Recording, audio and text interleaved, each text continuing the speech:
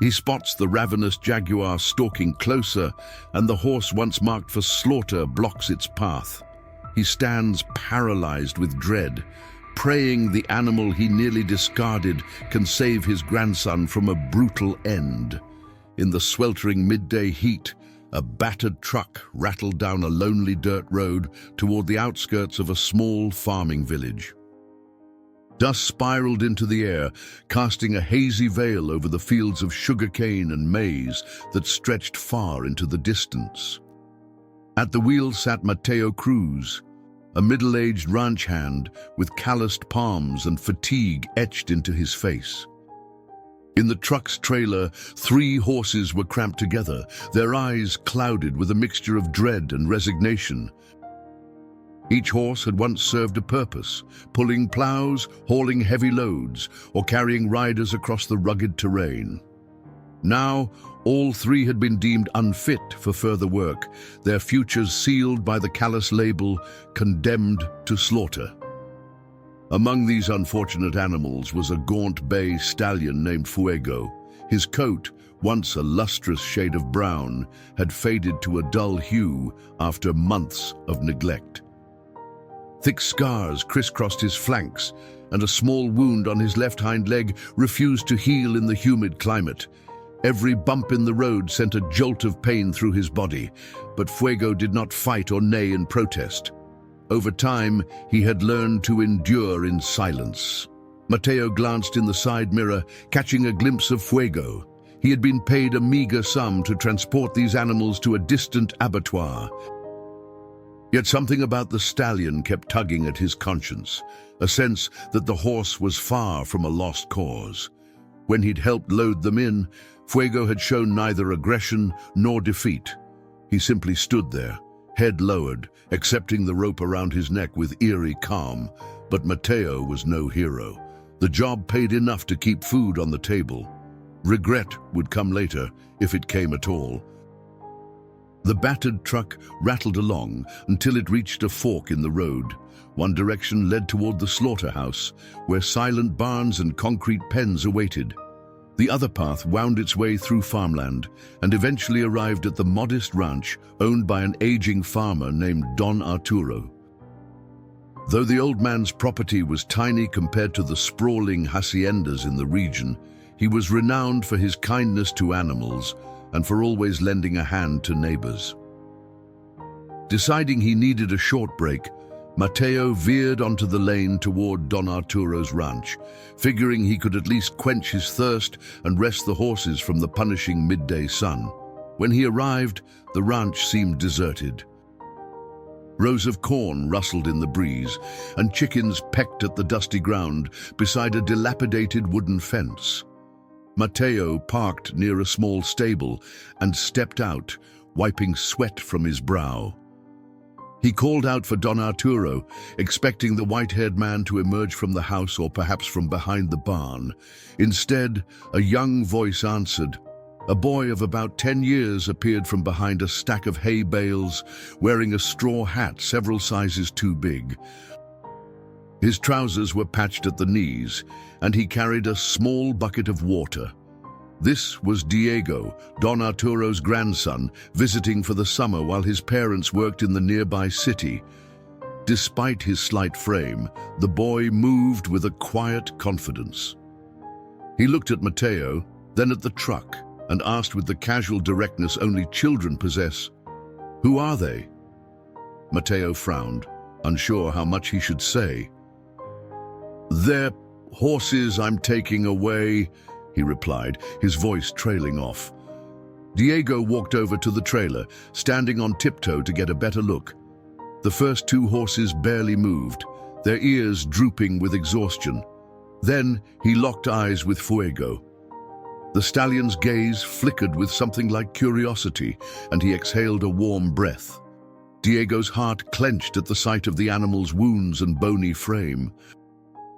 "Where are you taking them?" the boy asked, though deep down he might have already guessed the answer. Mateo hesitated.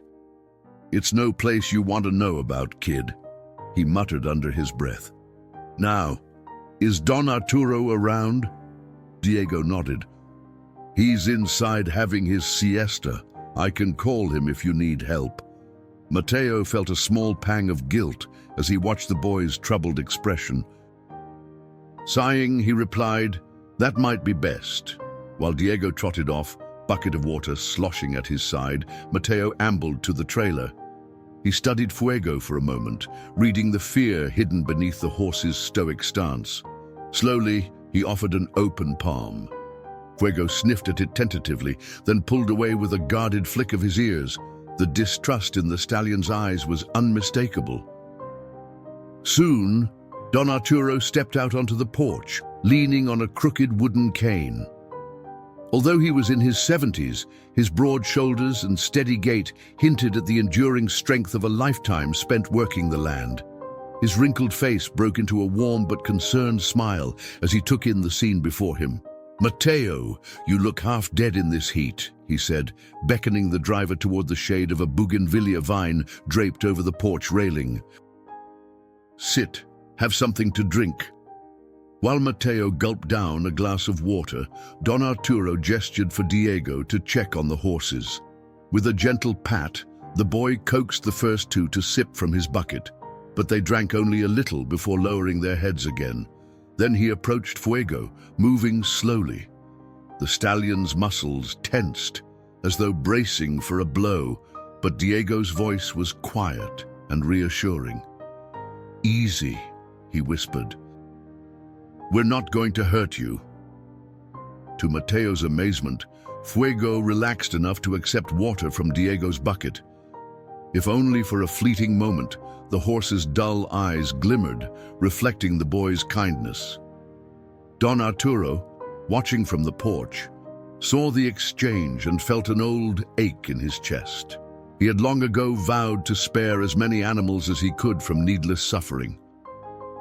There was a question forming in his mind, but he kept silent, allowing the scene to unfold. Eventually, Mateo wiped his mouth with the back of his hand and set down the empty glass. The lines around his eyes deepened with regret. "I can't stay long," he said. "I've got to deliver these horses." Don Arturo's face grew solemn. He'd heard stories of what became of animals consigned to that grim destination. Diego approached them both, his footsteps hesitant. "Abuelo," he said quietly, "look at Fuego." He didn't know the horse's name yet. He had simply assigned one in his head because of the horse's fiery stare, like embers beneath ash. "He's strong. Maybe he just needs time to heal." Don Arturo pressed his lips together in thought. His ranch was no haven of luxury. Every day was a struggle to keep afloat. But one look at the stallion's trembling legs and the longing in his grandson's eyes made him consider the impossible. "Mateo, what would it take for you to leave that horse here with us?" The request was blunt. Part of him braced for Mateo to laugh in his face or demand an exorbitant sum, yet the sincerity in Don Arturo's voice was undeniable. Mateo rubbed his chin, torn between duty and conscience. He could see the horse was of little value to the slaughterhouse, which paid by weight, and Fuego was hardly more than skin and bones. Perhaps the abattoir wouldn't miss this one. Maybe letting the boy keep him was the right thing to do. "All right," he said finally, "but I need some compensation. The company I'm delivering to, they expect a certain head count." Don Arturo sighed. Money was always tight, but he'd figure something out. He fetched a small tin from a shelf near the door, counting out crumpled bills and coins. It was meager, but he offered it to Mateo without hesitation. The ranch hand looked at the amount, shrugged, and extended his hand to seal the deal. "Take good care of him," he said, forcing a half smile. "He's had a rough life." Moments later, Fuego was gently coaxed out of the trailer. His step was unsteady, like he wasn't certain whether this new place promised relief or simply another cage. Diego reached for the lead rope, cautious yet determined. Standing close to the stallion's shoulder, he guided him around the side of the stable, where an empty stall stood ready. Fuego followed, though he flinched at every noise. The scrape of a shovel, the distant crow of a rooster, even the rustle of palm fronds in the breeze. Don Arturo observed his grandson with a mixture of pride and apprehension. "Cuidado, Diego," he warned. "A frightened horse can be unpredictable." But Diego merely nodded, whispering soothing words to Fuego as they entered the stall. The space was modest, with a fresh bed of straw that Don Arturo had hastily arranged. Once inside, Fuego circled cautiously before lying down, wincing as his wounded leg bent under his weight. Outside, Mateo started the truck's engine and hollered a farewell. The two other horses eyed Fuego with dull sorrow, but soon they were gone, the trailer rattling away. Dust settled in the yard, leaving Don Arturo and Diego in a hush broken only by the distant sigh of the wind. "Gracias, abuelo," the boy said, his voice trembling with relief. Don Arturo rested a weathered hand on Diego's shoulder. "We'll do our best for him," he said quietly, though a sliver of worry crept into his words, even as the sun began its slow descent, painting the sky in oranges and pinks. The air remained stiflingly hot. Diego fetched a bowl of cool water and set it near Fuego's head. He had no illusions that the stallion would instantly transform into a healthy, spirited animal. Healing would be a long and arduous road. However, he felt an inexplicable bond with Fuego, as though both boy and horse understood each other's anxieties and hopes in a way that no one else could. As shadows lengthened, Don Arturo appeared with a small pouch of medicinal herbs and some bandages. Kneeling beside Fuego, he cleaned the wound on the stallion's leg with careful hands, mindful of every twitch of discomfort. Diego stood by, ready to assist. The air was thick with the scent of horse sweat and crushed herbs, but no one complained.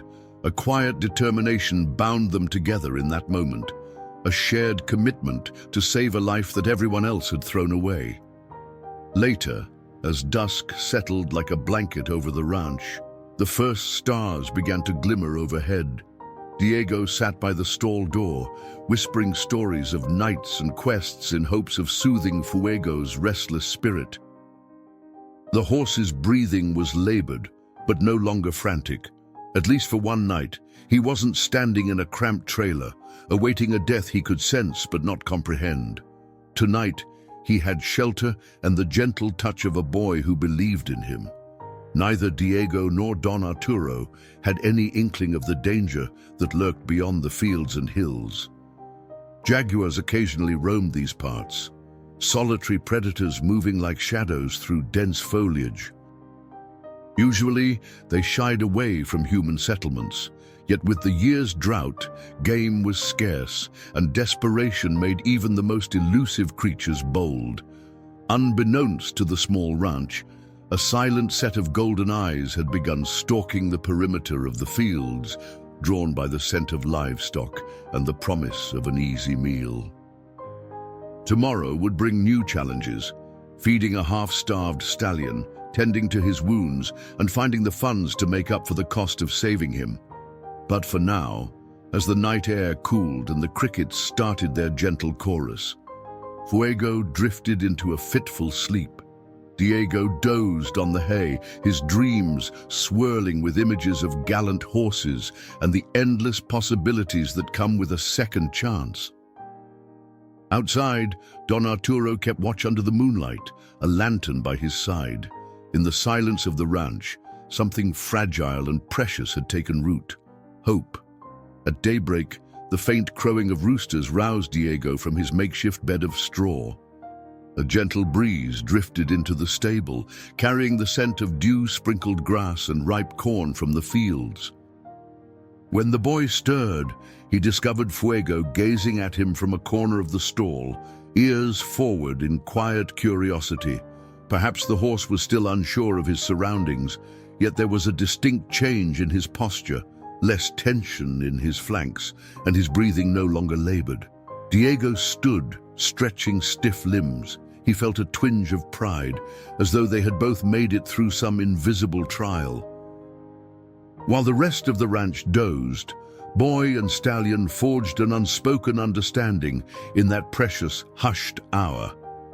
Don Arturo soon emerged from the farmhouse, wearing a threadbare poncho over his shoulders to ward off the cool morning air.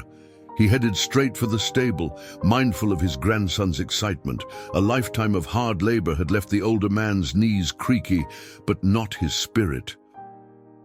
He stepped inside and found Diego kneeling beside Fuego, gently running a hand along the stallion's chest.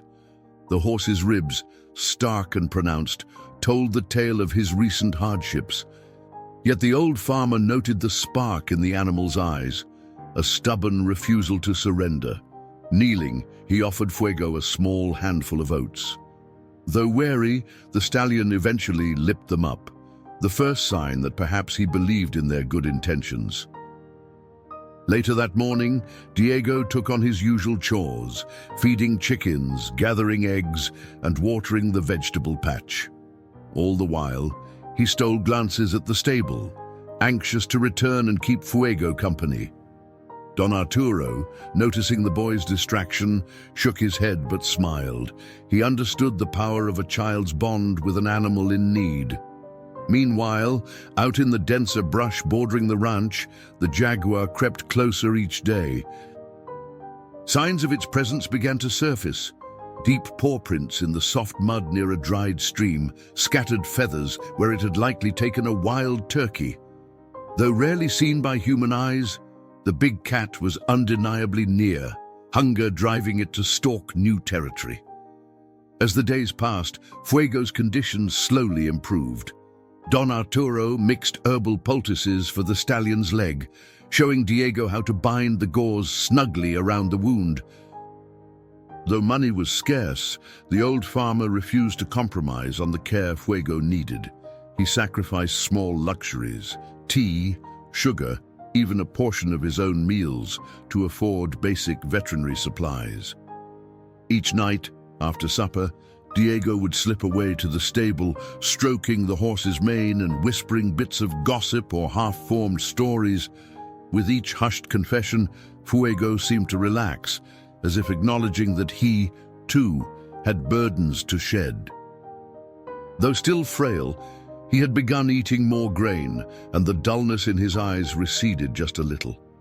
One afternoon, a neighbor arrived bearing alarming news.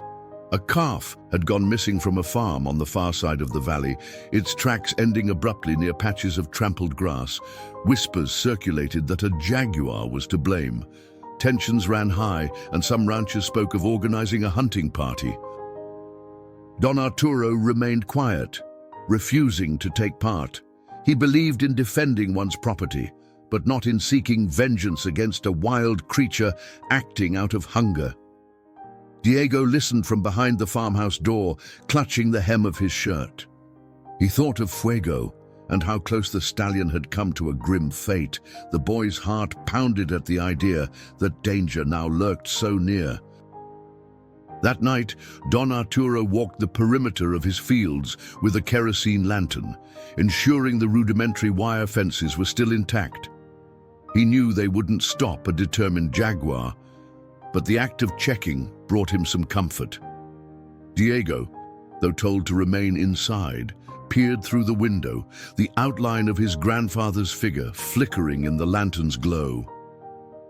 In the stable, Fuego shifted nervously, ears pricking at distant rustles in the dark. Any sudden movement sent him trembling, as though the ghosts of his past traumas still haunted him. By the time Don Arturo returned, the moon was high, bathing the ranch in silver. Neither man nor boy slept easily, worry gnawing at their thoughts. The following dawn arrived with a hush, as if the world were holding its breath. Diego rose early, hurrying through his chores so he could check on Fuego. He found the stallion standing, gazing out the stall door at the dim light creeping across the yard. Approaching with measured steps, the boy offered Fuego a handful of fresh grass. The horse sniffed, then accepted the treat, ears relaxing slightly. As Diego stroked his mane, he whispered his worries about the Jaguar. Fuego listened in silence, uncomprehending yet attuned to the boy's tone. In a strange way, their fears mirrored each other's. Both had been abandoned by a harsh world, and now both sensed a threat lurking just beyond the fence.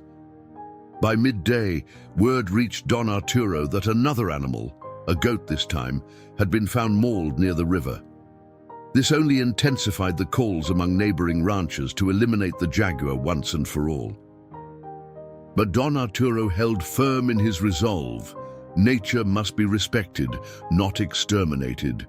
Instead, he reinforced the corral and secured the livestock within stronger enclosures at night. Diego helped him carry wooden planks, sweat trickling down his forehead in the blistering sun. In the stable, Fuego paced anxiously, picking up on the tension that radiated from every corner of the ranch. Each hammer strike echoed through the yard like a drumbeat, reverberating in the boy's chest with the heavy reminder that danger crept ever closer. That evening, as the sunset blazed red across the sky, Diego lingered outside longer than usual. A chore needed doing. He had to collect stray firewood scattered near a cluster of mango trees at the far edge of the property. Don Arturo cautioned him not to wander off alone, but the boy insisted he would be fine. With a small burlap sack slung over his shoulder, Diego ventured into the twilight, each step muffled by the thick layer of fallen leaves. Meanwhile, Fuego grew restless in his stall, scraping the ground with a hoof and releasing anxious snorts. In the half-light, the ranch seemed eerily quiet. Even the birds had hushed their song, as though anticipating something that no one else could yet see. As Diego stooped to gather a fallen branch, a sudden rustling in the underbrush made him freeze. Before he could stand upright, a low, guttural growl sent ice through his veins. Less than 10 paces away stood the Jaguar, its sleek body coiled like a spring, golden eyes fixed on him with predatory intent. Diego's heart thundered in his chest, and his mouth went dry. He tried to inch backward, but the big cat let out a snarl, revealing sharp fangs that glistened in the fading light. Terror seized Diego, and he could only stare in mute horror. Back at the stable, Fuego jerked his head up. Something primal flickered in the stallion's dark eyes, a distant memory of survival stirring to life. In that tense moment, a whirlwind of memories jolted through Fuego's mind, recollections of galloping across open plains, straining against ropes, and suffering hands that offered no mercy. Yet in every fragment of recollection, the will to survive had never extinguished. Now that spark flared anew, ignited by the unspoken bond he shared with Diego. Although miles separated them at that instant, horse and boy were bound by an invisible thread of loyalty and necessity. The stallion's pulse quickened, muscles coiling in response to an urgent call. He pawed the ground, sensing danger from afar. In an instant that felt both eternal and heartbreakingly brief, Diego's gaze locked with the Jaguar's. He saw in those brilliant golden eyes not just hunger, but a desperate fury born of a shrinking wilderness. The big cat lowered its shoulders, muscles rippling beneath sleek fur. The boy realized there was no escape. If he bolted, the Jaguar could close the distance in seconds. Yet he couldn't simply remain frozen.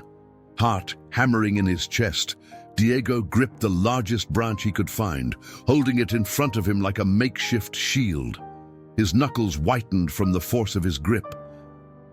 He tried to shout for help, but his voice emerged in a strangled whisper. Back at the stable, Fuego's agitation mounted with every breath. Restlessness surged through him, a stark contrast to the still wounded leg that had once slowed him. He paced in circles, nostrils flaring, picking up on some frequency of alarm that reverberated through the evening air. Outside, Don Arturo was in the barn checking supplies when he heard a faint sound. Could it have been Diego's voice, carried on the wind? He set down a coil of rope and rushed out, scanning the property. The typical bustle of farm life, clucking hens, rustling leaves, had fallen eerily silent. A chill spidered down his spine. He spotted the stable door ajar and hurried inside, finding Fuego stomping at the ground. "Easy, boy," Don Arturo murmured, but the stallion's eyes were wild. He whinnied and jerked his head toward the distant fields as if trying to communicate something. When Don Arturo tried to calm Fuego, the horse sidestepped and let out another urgent snort. This wasn't mere nervousness, it was alarm. Every fiber of Don Arturo's instinct told him something was terribly wrong. He glanced around for Diego, but the stable was empty, save for them. The old man felt a flash of panic. "Diego!" he shouted, voice echoing across the yard. No answer came. Meanwhile, in that isolated patch of orchard, Diego inched backward, holding the branch between himself and the Jaguar. The cat crouched low, tail lashing in a slow, deliberate rhythm. A single misstep would mean certain death. Diego's pulse slammed against his temples, and he could barely draw breath. In that moment, his childhood illusions shattered, replaced by raw survival instinct. He was alone, too far from home for his grandfather to hear him clearly, too terrified to form words. Then the Jaguar sprang forward, a flash of spotted fur, a predatory snarl, and Diego raised the branch in a trembling attempt to ward it off. The Jaguar's paw struck, splintering the wood and knocking Diego onto his back. The boy's vision blurred from the impact, and a scream tore from his throat as claws raked the earth beside him. At the stable, Fuego reared violently, slamming his hooves into the stall door. The wood groaned under the stallion's weight, and Don Arturo, startled, stumbled backward. Before he could react, Fuego lunged a second time, the full force of his powerful hindquarters hammering into the door. It burst open with a deafening crack. Freed, the stallion pounded into the yard, ignoring the residual pain in his injured leg. Don Arturo stared, stunned, unsure whether to chase after him or prepare himself for worse news. Something about the horse's urgency, however, made him realize Fuego had a purpose. He hurried across the yard, following the stallion's trail in the gathering twilight. In the orchard, Diego lay sprawled on the ground, lungs burning from shallow, panicked gulps of air. The Jaguar advanced, lips curled back to reveal fangs.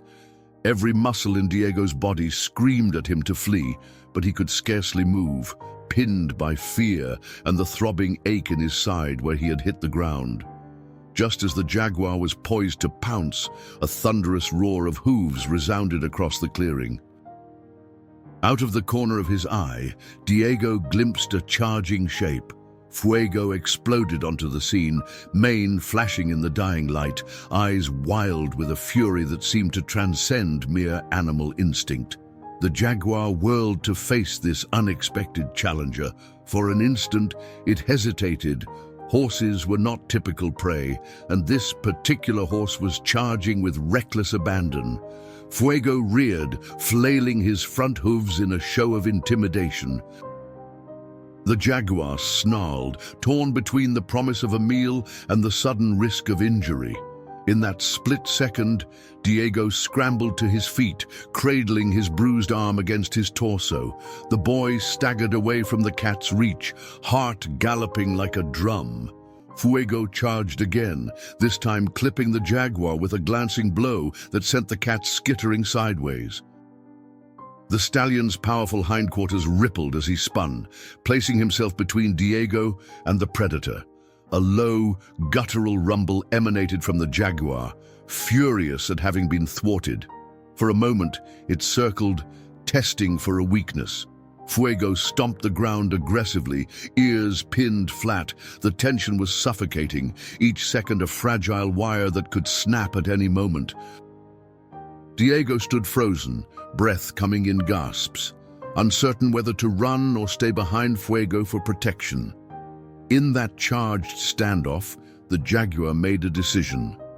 Weakened by hunger and confronted by an animal it could not easily overpower, the big cat hissed and slunk back into the underbrush, vanishing with fluid grace. Only the rustle of disturbed leaves and the faint echo of a snarl hung in the air. Then came a silence that roared in Diego's ears. Slowly, he released the breath he'd been holding, tears of relief and shock welling in his eyes. Fuego stood trembling, adrenaline surging through him, but his resolve did not break. Not until he was certain the danger had passed did he relax the tension in his body. Only then did he turn to face Diego, ears pricked forward. The boy let out a shaky laugh that turned into a sob, reaching for the stallion's neck. He pressed his cheek to the horse's coat, inhaling the damp, musky scent that had become a balm to his terror. Though Fuego flinched at the contact, he didn't pull away. They stayed that way for a moment. Two survivors in a dark orchard, each having risked everything for the other. A flicker of light appeared through the trees. Don Arturo emerged, holding a lantern high, calling for his grandson with rising desperation. "Diego!" "Dios mío, Diego!" he shouted, his voice growing hoarse. Finally, he spotted the pair near the mango trees. Relief swept over him, nearly buckling his knees. Rushing forward, he clasped Diego's shoulders, checking the boy for injuries. Diego winced at the bruises, but assured his grandfather he was all right. Glancing up, Don Arturo caught sight of Fuego's wild eyes and the path of trampled brush leading away. The scenario was plain enough. The stallion had intervened at the last possible moment.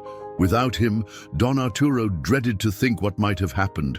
In the narrow beam of the lantern's light, he saw the shattered remains of the branch Diego had tried to use as a weapon.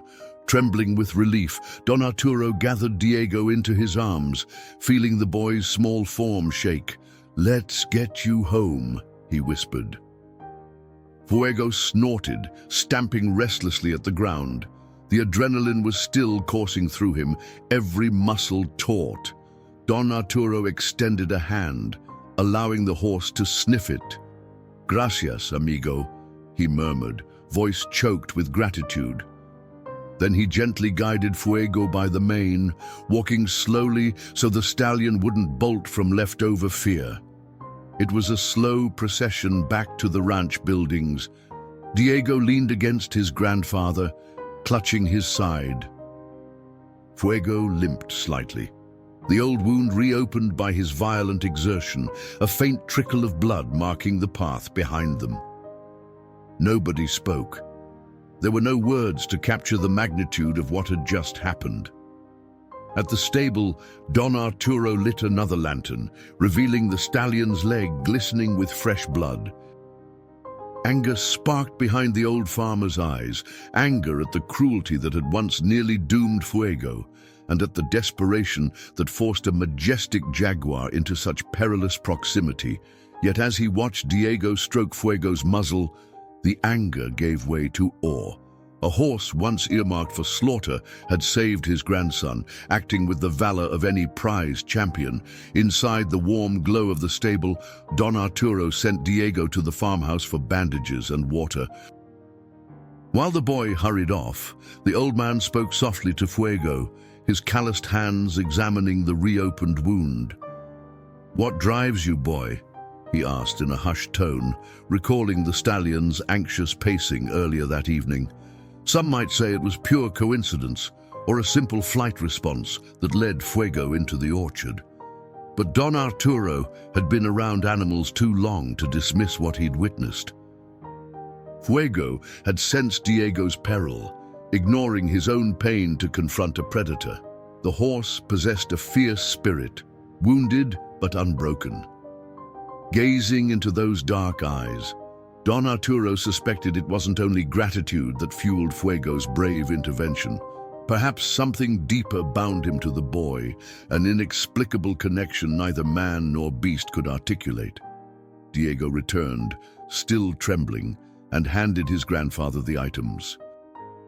Quietly, they cleaned Fuego's wound in the lantern's flickering light.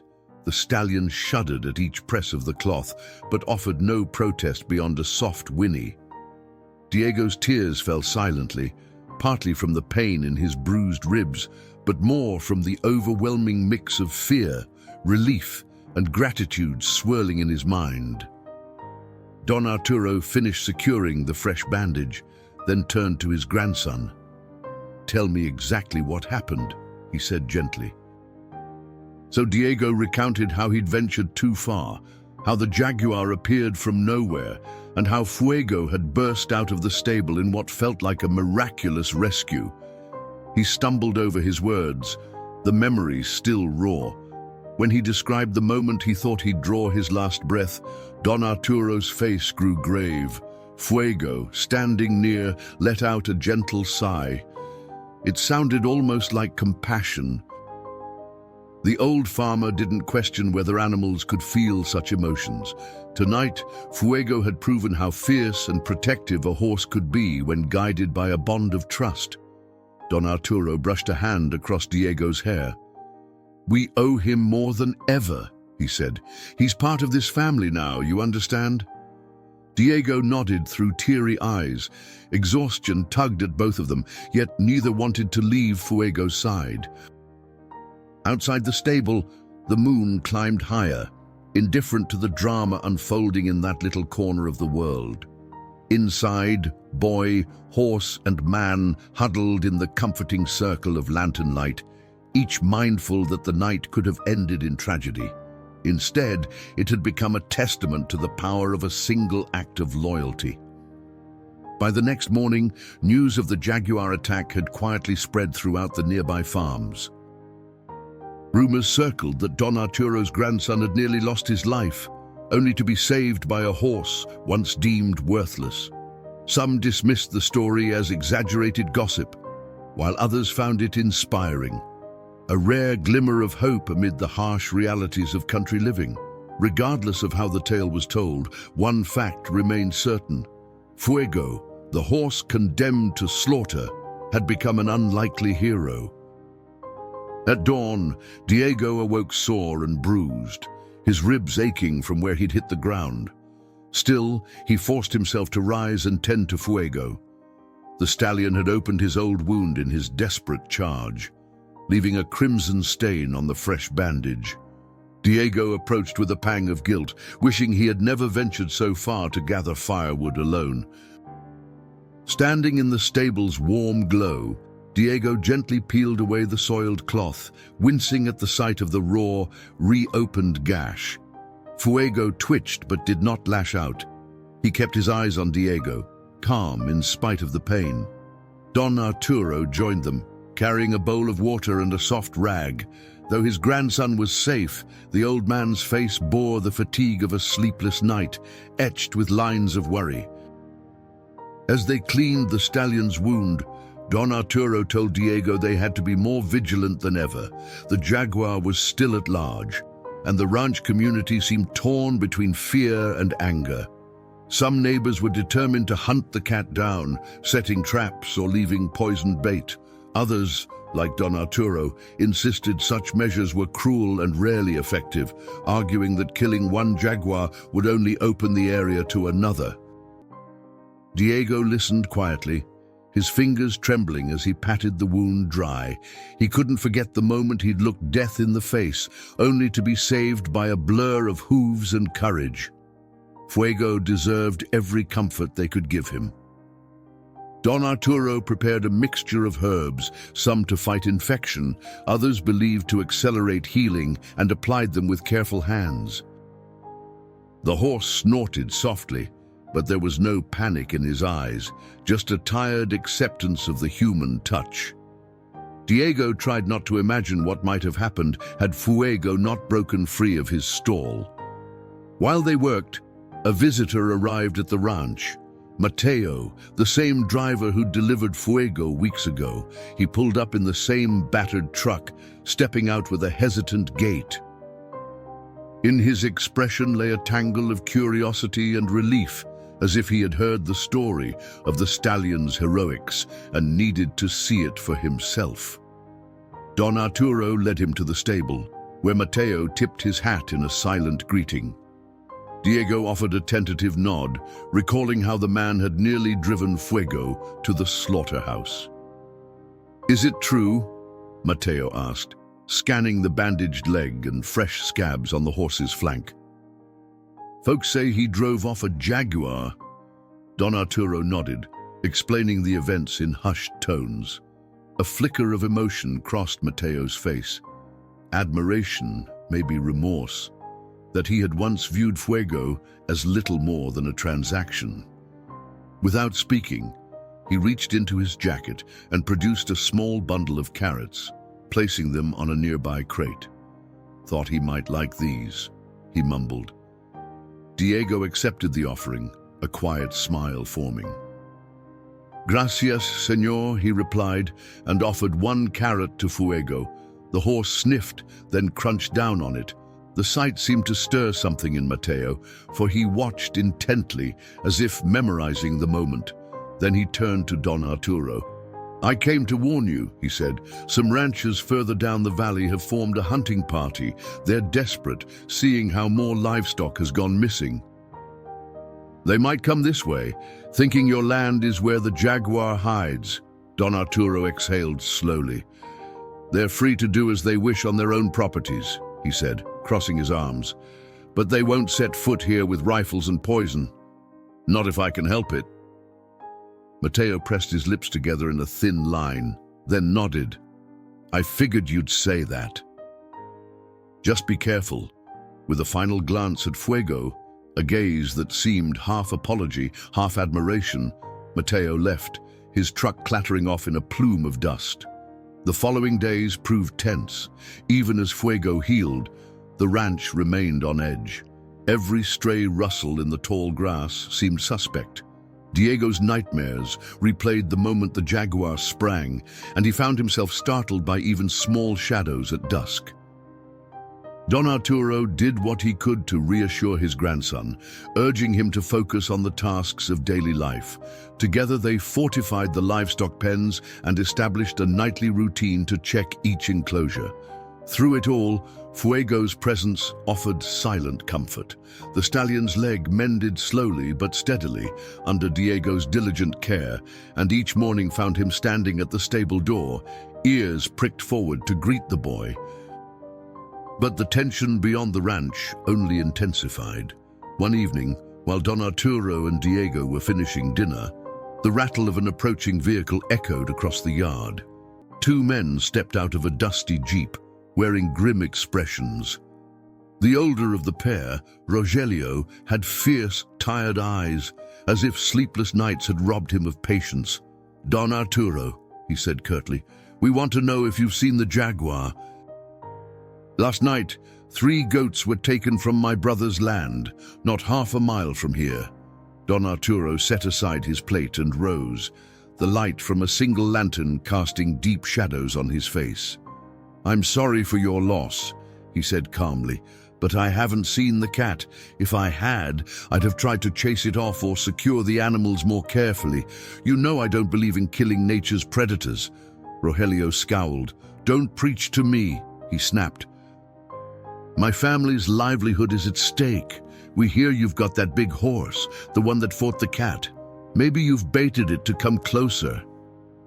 Diego bristled at the accusation. "Fuego isn't bait," he retorted, fists clenched at his sides. "He saved my life." Rogelio ignored the boy. "We're searching every property," he continued, pushing up the brim of his hat. "If we find signs of the cat here, we'll deal with it." Don Arturo's jaw tightened. "Not on my land you won't," he said, voice low. The second man, younger and clearly uneasy, tugged Rogelio's sleeve. "Calmate," he urged. "We can check the perimeter and be on our way." With a disdainful glare, Rogelio brushed past Don Arturo, heading for the stable. Diego's heart leapt into his throat, imagining the men scaring Fuego or worse. The boy hurried after them, determined to protect the stallion. Inside the stable, the lantern's glow revealed Fuego standing calmly in his stall. He eyed the intruders warily, sensing their tense energy. Rogelio approached the enclosure, scanning the fresh bandage and the straw beneath the horse's hooves. "Looks clean enough," he muttered, as though suspecting some hidden clue. "Nothing to see here," the younger man agreed. Even so, they performed a cursory check around the building, poking at hay bales and scanning the ground for paw prints. Finally, they turned to leave, but not before Rogelio paused at the doorway, fixing Don Arturo with a threatening stare. "If the cat shows itself again, we'll do whatever it takes," he warned. After the men departed, an uneasy quiet settled over the ranch. Don Arturo sighed heavily, and Diego noticed the weariness etched in every crease of his grandfather's face. Quietly, they returned to the farmhouse, but neither had much appetite left for supper. Fuego, for his part, seemed to sense the tension. He paced in his stall, occasionally pressing his muzzle against the door as if seeking the boy's presence. It was just past midnight when the silence of the ranch was shattered by the frantic bleating of goats. Don Arturo sprang out of bed, hastily pulling on boots and grabbing a lantern. Diego, though drowsy, followed close behind. They raced to the goat pen, the night air biting their lungs. Sure enough, one gate stood unlatched, swaying in the wind. The goats were scattering, eyes wild in the lantern's glare, yet no jaguar appeared. Not a single paw print marred the ground near the pen. Confusion twisted Don Arturo's features as he corralled the terrified animals back inside. Only afterward did he notice footprints, human footprints, along the fence line. It looked as though someone had deliberately opened the gate. The thought made his stomach churn. Had Rogelio returned, hoping to lure the jaguar onto Don Arturo's property so he could justify a kill? It was a grim suspicion, but one that rang uncomfortably true. Anger mingled with dread in the old man's mind. Back at the stable, Fuego snorted restlessly, as though he'd caught the scent of a threat lurking in the darkness. Don Arturo and Diego exchanged solemn looks, uncertain how to proceed. Eventually, they secured the pen with rope, hammered the latch shut, and walked slowly to the stable. Even in the faint moonlight, Don Arturo could see how the fiasco had rattled Diego. The boy's face was pale, eyes darting at every rustle. In truth, Don Arturo felt the same trepidation, though he tried to hide it for Diego's sake. Together, they checked on Fuego, who welcomed them with a low nicker. As Diego stroked the stallion's muzzle, he thought of how calm the horse had been, despite the swirl of tension. That night, the boy sat down on a bale of hay, refusing to leave Fuego's side. Don Arturo stayed with him, each lost in private worries. If someone was deliberately stirring trouble on the ranch, it meant they might try again. And if the jaguar truly ventured onto the property in search of easy prey, a confrontation seemed inevitable. In the darkness, the stable's lantern flickered, casting wavering shadows across the dirt floor. Fuego's ears flicked at each hiss of wind outside, yet he didn't spook. Diego found himself drawing strength from the stallion's stoic presence, remembering the orchard where Fuego had summoned unimaginable courage. The hours crept by, and neither boy nor man slept. Only when the first hints of dawn glowed against the horizon did Don Arturo suggest they return to the farmhouse. Diego yawned, exhausted, but insisted on feeding Fuego before resting. The boy walked the short distance to the feed room, aware of how shadows seemed to shift in the periphery of his vision. Real or imagined, the sense of being watched pricked at his nerves. Still, he steeled himself. He would not let fear dictate his actions. Not after everything Fuego had done. The feed room was cramped and dim, with only a single window letting in the first glimmer of dawn.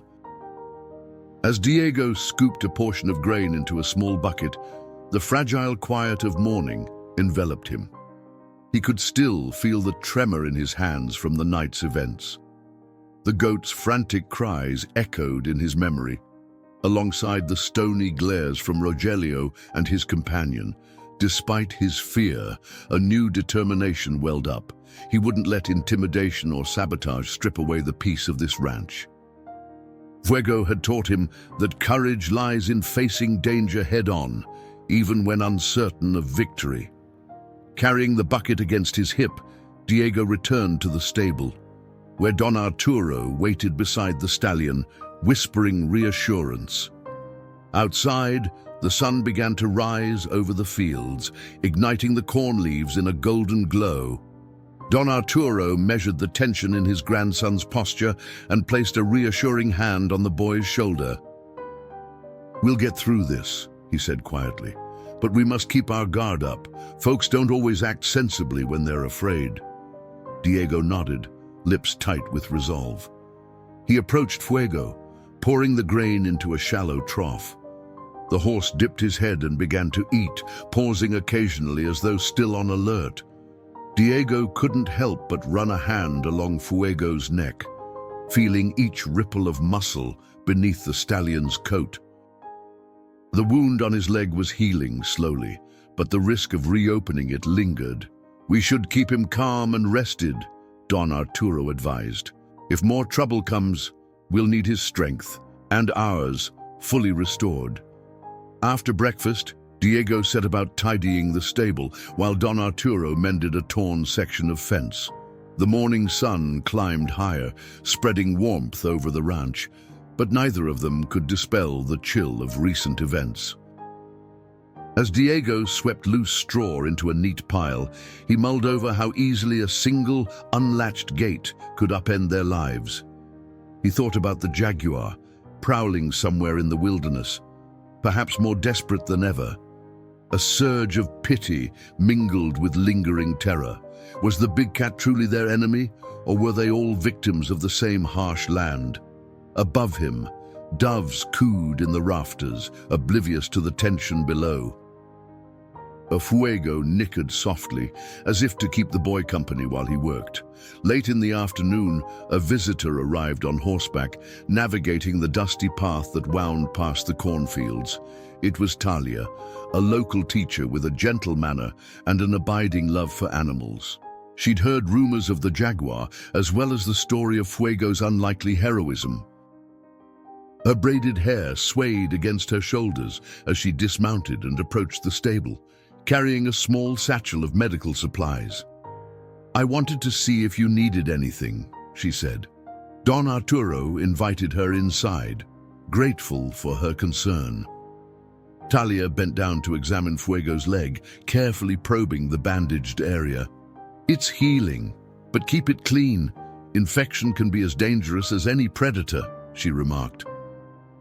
Her tone bore both kindness and caution. Diego lingered by the stall, observing how deftly Talia checked the horse's breathing and temperature. Although not a veterinarian by trade, she had enough experience with farm animals to notice subtle signs of illness or discomfort.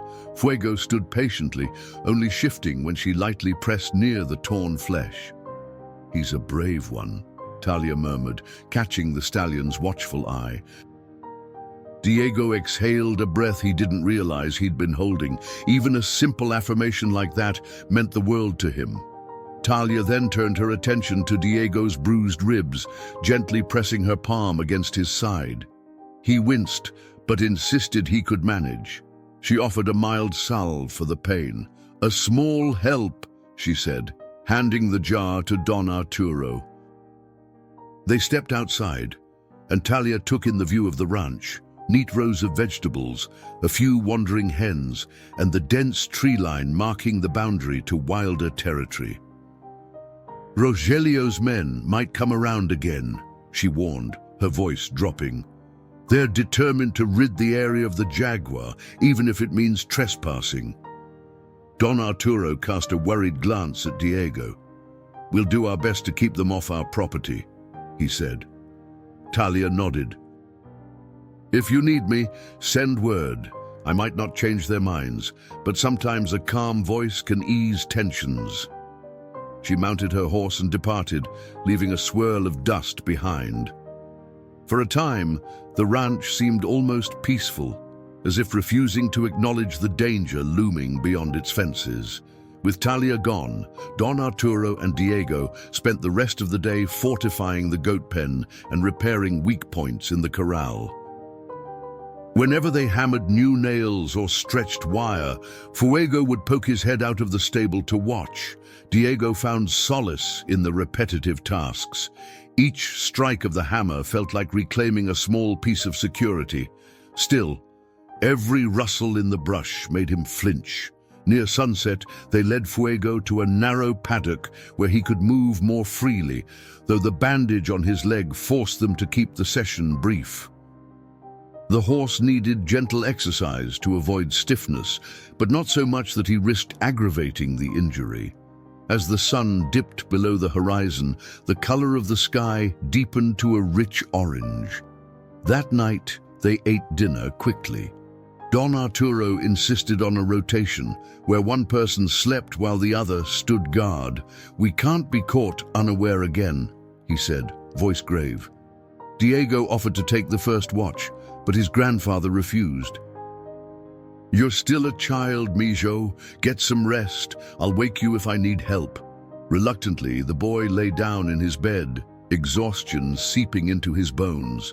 Sleep came fitfully, haunted by images of jaguars and suspicious neighbors. Outside, Don Arturo kept vigil near the barn, a shotgun resting across his lap. Though he preferred peace, he was ready to defend his family and any creature that relied on his care. Hours passed, marked only by the quiet hum of insects and the occasional shuffle of hooves in the stable. Close to midnight, a crack of distant thunder hinted at an approaching storm. Flashes of lightning illuminated the sky in brief, dazzling bursts. Worried that heavy rain could compromise the corral's new repairs, Don Arturo fetched extra tarps, lashing them over bales of hay and wooden posts. The first drops of rain tapped the dusty earth, sending up a pungent smell of damp soil. Fuego shifted uneasily in his stall, stamping a hoof with each rumble of thunder. When the storm intensified, lightning raked the heavens, revealing the farmland in stark, brilliant detail. No shapes lurked at the fence line, at least none visible in those brief flashes. Still, Don Arturo felt uneasy, as if the night itself was bracing for another disturbance. He decided to check on Diego, pushing open the farmhouse door. The boy lay sprawled on his bed, asleep but restless, murmuring half-coherent words. Don Arturo gently placed a hand on Diego's shoulder and whispered a reassurance that all was well. Thunder crashed again, and a gust of wind rattled the shutters. As he turned to go, he heard a shrill whinny cut through the downpour. Grabbing his lantern and shotgun, he rushed outside, heart clenching. The stable door stood firm, yet Fuego called again, louder and more urgent. Don Arturo stepped into the stable, his lantern illuminating the horse's rolling eyes and flared nostrils. A bolt of lightning revealed the silhouette of something moving beyond the window. Whether jaguar or intruder, Don Arturo couldn't say. Slowly, he raised the shotgun, ready for whatever emerged from the darkness. Lightning flared again, painting wild shapes across the stable walls as Don Arturo edged closer to the door. The storm raged outside, wind thrashing against the building like a restless beast. Fuego let out another distressed neigh, his eyes huge in the flickering lantern glow. Don Arturo raised the shotgun, trying to steady his own trembling breath. Each thunderclap rattled his bones, reminding him how fragile their defenses truly were.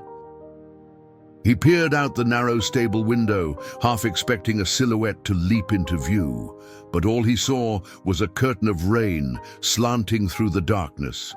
His heart hammered, torn between curiosity and fear. If it was the jaguar, it would likely be skulking close to the goats or the chickens, seeking easy prey. yet he couldn't shake the feeling of an unseen presence. A shape had moved, he was certain of it. Summoning his nerve, he unlatched the stable door and stepped onto the muddy ground. Sheets of cold rain instantly drenched his poncho, and the wind whipped droplets into his face. He held the lantern high, squinting through the downpour to see if anything stirred near the fencing. A flash of lightning illuminated the yard, empty feed troughs gleaming wet under the deluge, the silhouettes of a few hens huddled beneath the coop, and beyond that, just swaying fields. Don Arturo took a few cautious steps, water sloshing around his ankles. Over the roar of the storm, he could barely make out Fuego's frantic snorting from within the stable. Suddenly, a surge of movement flickered in his peripheral vision. He spun, lantern swinging, heart pounding as he expected to lock eyes with a predator, but nothing materialized. Perhaps it was his nerves conjuring specters, or perhaps a real threat still lingered beyond the edge of illumination. Reluctantly, he retreated inside, sliding the door shut against the deluge. His pulse still hammered, but he tried to maintain a facade of calm for Fuego's sake. Thunder boomed overhead, rattling the stable's tin roof. The stallion paced in his stall, swishing his tail anxiously. Don Arturo moved closer, running a hand along Fuego's flank. "Tranquilo," he whispered. "It might just be the storm." In truth, he wasn't certain. Part of him wondered if whoever had tampered with the goat pen was skulking around in the darkness, hoping to create more chaos. Lightning crashed again, revealing a flicker of movement through the stable's open window. This time, Don Arturo spotted a figure, no Jaguar, but a distinctly human silhouette before it vanished into the sheets of rain. His heart lurched. Was it Rogelio, or someone from his group? Either way, it spelled trouble. Gripping the shotgun tighter, Don Arturo hissed under his breath, "I see you!" His first instinct was to call for Diego, but a second thought warned him to keep the boy out of harm's way. He considered stepping back into the storm to confront whoever lurked outside, yet the wind howled so fiercely, and the lightning seemed to strike in violent bursts that lit the sky almost constantly. If a confrontation turned hostile, the confusion of the storm could prove deadly. Instead, he latched the stable door and grabbed a length of rope. Mind racing, he thought of ways to secure the area without risking an open fight. The goats, chickens, and Fuego were sheltered here, the heart of the ranch's livelihood. One reckless attacker or a single spark of gunfire could destroy everything. Kneeling near a wooden beam, Don Arturo tied the door from inside, reinforcing the latch so no one could simply barge in. He moved swiftly, adrenaline sharpening every gesture. As the next flash of lightning tore across the sky, he glimpsed a shape darting past the stable's side wall. Could it be a trick of the light? No, he was sure someone was circling the building. The howling wind carried a muffled sound, footsteps squelching in mud. Don Arturo braced himself, pressing his back against the door. In the half-dark, Fuego whinnied again, ears pinned in agitation.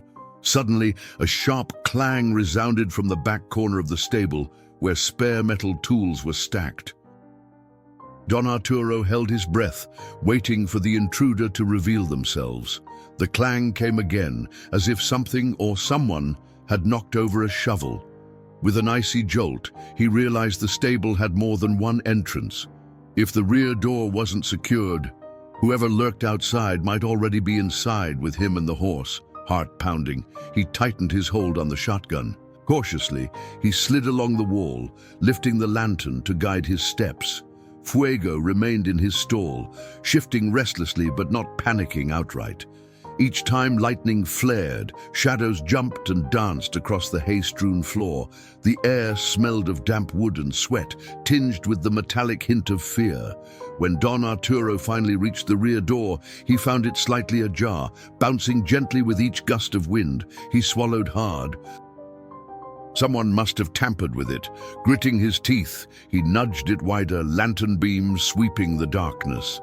A rush of frigid wind struck him, plastering his wet hair to his forehead. Though he saw no one, footprints in the mud confirmed the presence of an intruder. He lowered the lantern, scanning the ground. The prints were booted, not bare. This was definitely human. A fresh bolt of lightning illuminated the yard, but revealed only streaming rain. Whoever it was had vanished. Slowly, he closed the door and bolted it from the inside. Whoever had tried to sneak in must have fled when they realized Don Arturo was armed. Still, the threat would surely return. The tension in his chest felt heavier than the storm clouds outside. He needed to alert Diego, but also ensure the boy stayed safe. Fuego let out a prolonged snort, as if to say he too sensed the malevolence circling them. Whispering a quick thanks to the horse for remaining calm, Don Arturo strode back to the main stable door and listened through the wood. Nothing but the relentless hammer of raindrops. He glanced over at the stall, meeting Fuego's intense gaze. "Good boy," he muttered, grateful for the stallion's steadfastness. With a final check of the locks, Don Arturo braced himself for a sleepless vigil. He would not abandon the stable until morning light banished the shadows. Throughout the night, thunder rattled the corrugated roof. Don Arturo paced in and out of half-dozing awareness, lantern light throwing his wavering shadow onto the stable walls. Each time he nodded off, a sudden gust would jolt him awake. Fuego seemed to stand guard as well, ears swiveling at every creak of wood. No more signs of intruders manifested, though the wind carried eerie groans that could have been the lament of a prowling cat, or just the tortured sigh of battered trees. By the time a pale grey dawn finally lifted over the horizon, Don Arturo was stiff from worry and exhaustion. He unbarred the stable door, stepping outside to survey the sodden yard. The storm had passed, leaving puddles in every hollow. Deep footprints marred the mud near the rear entrance of the stable, proof enough that someone had tried to break in. A fresh wave of foreboding prickled at the back of his neck. Moments later, Diego emerged from the farmhouse, rubbing sleep from his eyes. At the sight of the footprints and Don Arturo's grave expression, he paled. Fuego poked his head out, letting out a nicker. The world felt precarious, as if calamity loomed on the horizon. Don Arturo inhaled the crisp morning air and tried to steady his voice. "We'll have to be even more careful," he said, meeting Diego's frightened gaze. "Whatever game they're playing, we won't let them win." Silently, Fuego seemed to agree. Throughout the morning, a somber mood settled over the ranch. Raindrops still clung to leaves and fence posts, glinting in the early sunlight like tiny crystals. Diego accompanied Don Arturo as he walked the perimeter of their land, examining the footprints in the mud with quiet dread. It was impossible to tell exactly who had lurked around, but the impression suggested a single individual. The thought offered little comfort. One person determined to create chaos could cause more harm than any wild predator. Fuego stood at the fence, watching them cross the yard. He pressed his muzzle over the top rail, ears flicking with curiosity. Although the stallion's leg remained bandaged, he moved with growing confidence, treading carefully to avoid re-injuring the tender flesh. Diego wanted to let him stretch in the paddock, but Don Arturo insisted it would be wise to keep Fuego nearer the stable until they could be certain no one would tamper with him, or worse. With Rogelio's hunting party on the prowl and an unknown trespasser lurking in the night, the ranch felt under siege. Once the circuit of the property was complete, they returned to the stable to check Fuego's wound. Diego held a small wooden box with fresh gauze and an ointment Talia had left for them. Gently, he unwrapped the old bandage, revealing raw skin that had begun to knit together. Though the healing process was slow, it was steady, and he exhaled in relief. Fuego stood stoically as Don Arturo applied the medicine, With a soft nicker, the stallion occasionally nudged Diego's shoulder as if seeking reassurance. Midway through the bandaging, the echo of hooves on wet gravel drew their attention. Diego peeked out to see a horse and rider approaching. A woman, tall in the saddle, wearing a simple blouse and faded jeans. It was Talia again, this time arriving with an air of urgency. She dismounted near the corral and hurried over. "I've heard troubling news," she said, breath quick. Rogelio and his men tracked the Jaguar to a ravine on the far side of the valley. They planned to corner it tonight. Don Arturo's features darkened. "They might call it self-defense," he said gravely, "but we both know it'll be a slaughter." The old man glanced at Diego, who listened with parted lips, dread rising within him like a dark wave. He couldn't forget the animal's ferocious strength, or how close it had come to ending his life. Yet killing the Jaguar, especially if it was only trying to survive, felt like a final betrayal of the natural order. "You said corner," Don Arturo continued, wiping his hands on a rag. "That means they're planning some kind of ambush." Talia nodded. "They're bringing nets, dogs, rifles, everything. They might claim they want to capture it, but most suspect they'll shoot on sight. People are frightened. They want this over." Her tone carried both empathy for the neighbors and a note of condemnation for their methods. For a beat, no one spoke, the stillness broken only by the drip of water from the stable roof. "Is there anything we can do?" Diego finally asked, voice small. Don Arturo exchanged a thoughtful look with Talia. His shoulders sank under the weight of responsibility. "We can't wage war on our neighbors," he said quietly, "but maybe we can convince them that killing the cat isn't the only way." "How?" Diego pressed, glancing anxiously at Fuego. "They won't listen to reason, not after all the attacks," Talia exhaled. "Maybe they'll listen if we remind them there are options, relocating the Jaguar deeper into the wilderness, or setting up better livestock protection that doesn't end in bloodshed. People around here respect you, Don Arturo. If you speak up, some might hesitate." She paused, noticing the old man's growing fatigue. "But it's risky. Rogelio can be stubborn, and his anger is fueled by loss." Don Arturo placed the rag on a wooden post. "We have to try," he said at last. He turned to Diego. "I need you to stay here. Make sure nothing happens to Fuego. If trouble finds its way onto our land, get inside the farmhouse and lock the doors." Diego opened his mouth to protest, but the old man raised a firm hand. "Enough, Mijo. You're brave, but this is no place for a child. I'll go to Rogelio's gathering spot, see if I can dissuade them." Talia gave a curt nod, relieved that Don Arturo was willing to intervene. "I'll ride with you," she offered. They gathered supplies, a canteen of water, a coil of rope for any unforeseen need, and a flicker of courage. Before he left, Don Arturo knelt by Diego, who stood by Fuego's stall with a worried expression. "No matter what happens, stay calm," he said, placing a weathered hand on the boy's shoulder. "We'll be back before nightfall." In the stable's half-light, Diego nodded, heart pounding as he watched the pair depart on horseback, rain-spattered fields stretching ahead. The day dragged on, marked by the distant rumble of thunder that threatened another storm.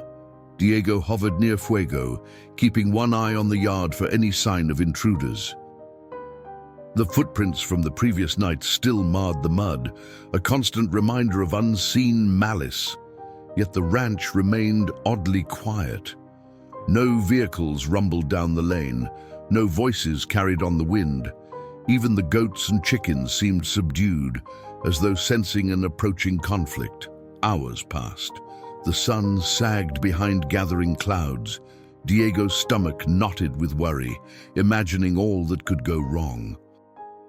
He tried distracting himself by attending to chores, checking each pen, cleaning the stable, and adding fresh straw for Fuego. The stallion cooperated with gentle nickers, sensing the boy's restless energy. At times, Diego paused to stroke Fuego's neck, feeling the horse's heartbeat thrumming beneath that scarred but resilient exterior. Each touch reminded him of the orchard, the Jaguar's roar, and the blur of hooves that had saved his life. At last, as evening approached and dark clouds slid overhead, Diego spotted two figures returning. Talia and Don Arturo were alone, no one else trailing them. Relief flooded him, though it immediately soured at the sight of his grandfather's grim expression. The old man dismounted, handing the reins to Talia. Before Diego could ask, Don Arturo shook his head. "They wouldn't listen," he said, voice trembling with anger and sadness. "Rogelio's lost too much livestock. Others have too. They're determined to kill that jaguar." "They're heading out at dawn," Talia added, her tone weighted with resignation. "They'll split into groups, use dogs to flush the animal from the ravine, then shoot on sight." Her gaze flicked to Diego, empathizing with the boy's evident heartbreak. "I tried to reason with them, told them we could try to tranquilize and relocate it, but they laughed. They said it was too risky." Don Arturo set a hand against the stable wall, leaning as if the news had knocked the strength from his legs. "They're planning to block the escape routes with nets," he muttered. "The cat will have nowhere to run." A hush fell. Diego struggled with conflicting feelings. He remembered the terror of facing the jaguar, yet it seemed cruel to slaughter an animal for behaving as nature intended. A lump formed in his throat at the hopelessness of it all. In the deepening twilight, Talia turned to leave, offering a faint, sad smile. "I have to go. The school is organizing supplies for families whose livestock have been taken, but if there's anything I can do, you know where to find me." She patted Diego's shoulder gently, then mounted her horse and rode away, her silhouette vanishing into the gathering gloom. Don Arturo gestured for Diego to follow him to the farmhouse, where a small kerosene lamp flickered on the kitchen table. Outside, thunder rumbled once more, hinting at another storm rolling in from the mountains. By the faint yellow glow, Don Arturo removed his wide-brimmed hat, brow etched with sorrow. "Rogelio and the others plan to meet near the ravine," he repeated, almost to himself. "They won't wait for daylight if they see a chance sooner." Diego folded his arms, gaze locked on the hat's tattered edges. "Is there really nothing we can do?" he asked, voice trembling. He couldn't help thinking of Fuego, saved from death by a twist of fate, and the jaguar, now facing its own doom. "We could try to get there first," Don Arturo admitted, eyes distant. "Warn the cat away somehow, make noise, set off flares, but it's risky. If Rogelio catches us interfering, he might accuse us of endangering more livestock, or even trying to help a man-killer." He fell silent, weighed down by the moral dilemma. Protecting the jaguar might draw the wrath of the community, while doing nothing felt like betrayal of his own values. Diego's breath hitched as he considered how Fuego had once been marked for slaughter, sentenced to die simply because someone deemed him useless. Yet he'd shown courage and heart beyond measure. The jaguar, too, was acting on instinct, not malice. The boy's thoughts raced, recalling the orchard scene, how sharp the beast's claws had been. A shiver crawled across his skin, and yet he couldn't stop picturing the jaguar cornered in that ravine, blood staining the rocks. A rumble of thunder echoed closer, causing the windows to rattle. The impending storm underscored the urgency of the situation, as if nature itself were protesting the violence set to unfold. Don Arturo let out a weary sigh, rubbing his eyes. "It's late," he said, rising from the table. "We'll talk more in the morning." Diego wanted to argue that time was running out, but he saw the exhaustion in his grandfather's slumped shoulders. Instead, he nodded and shuffled toward his room. Outside, rain began to patter on the tin roof. In the stable, Fuego would be stirring, sensitive to the shifting air pressure. Diego paused at the hallway window, peering out at the darkness. A spark of lightning illuminated the horizon, revealing shadows of farmland bathed in an eerie glow. He remembered what Talia had said about relocating the Jaguar. If only there was a way for them to do it themselves, help the cat escape before dawn. But how? He crawled into bed, but sleep eluded him, replaced by a whirl of anxious thoughts. The Jaguar was out there, maybe sheltering under a rocky overhang as the storm clouds advanced. And somewhere not far behind, men with guns and dogs prepared for a grisly dawn. Eventually, weariness overtook him, and he drifted into fitful dreams of fangs, hooves, and thunder echoing across the valley. At daybreak, a hush seemed to wrap around the ranch like a heavy blanket. The storm had passed in the night, leaving behind puddles that glistened in the pale sunlight. Diego woke with a jump, heart pounding as he recalled the ominous conversation with his grandfather. He hurried to the stable, half dreading fresh footprints in the mud or more signs of sabotage. Instead, he found the yard strangely calm. Fuego greeted him with a soft nicker, pushing his muzzle over the stall door. The bandage on the stallion's leg had remained intact despite the wet conditions, and his eyes, though alert, showed a hint of ease that calmed Diego's thudding pulse. Still, the boy couldn't banish thoughts of the Jaguar's looming fate.